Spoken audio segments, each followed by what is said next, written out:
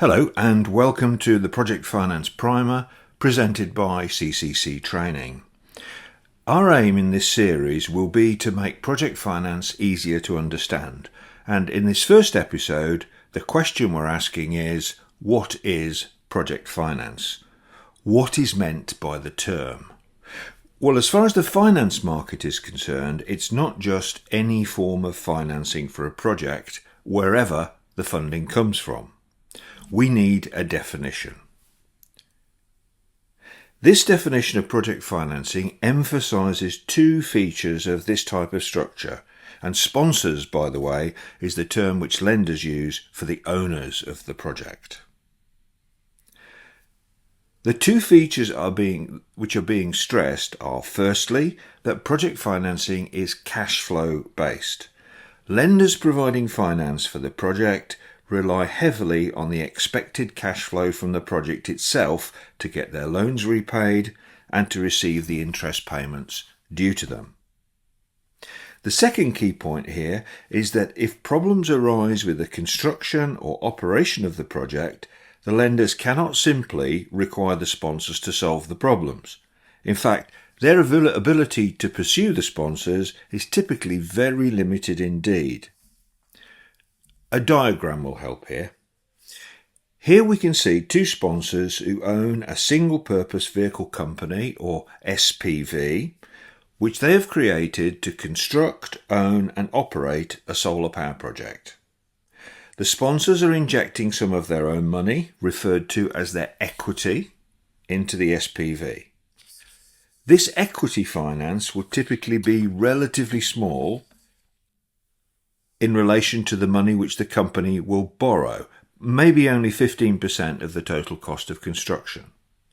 The rest of the finance will be borrowed as interest-bearing debt, and the SPV, not the sponsors, will borrow this money.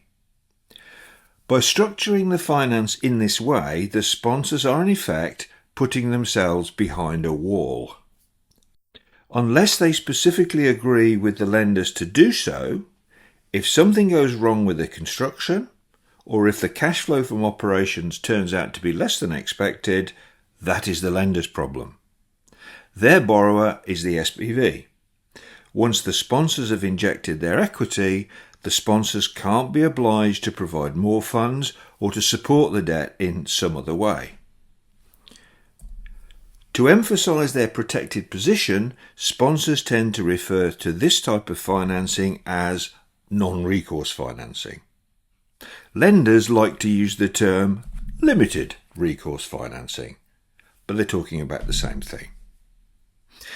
So what have we learned in this episode? Project finance is a form of structured finance in which a newly created special purpose vehicle owned by one or more sponsors borrows in order to construct, own and operate a specific project. It is not just any form of financing for a project, and it's not straightforward corporate borrowing by an established company with its own creditworthy financial position. Project finance is based on the anticipated cash flow from the project to be built.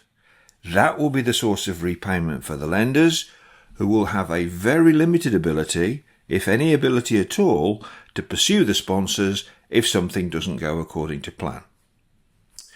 You won't be surprised to hear that project finance, because it's more complex and risky for lenders than corporate lending, is also significantly more expensive than corporate lending. The time required to put a financing like this in place could easily stretch into months or even years. But why would sponsors want to use this structured type of financing when corporate borrowing against their financial record and condition, their balance sheet if you like, would be simpler, quicker and cheaper? That is what we will consider in the next episode.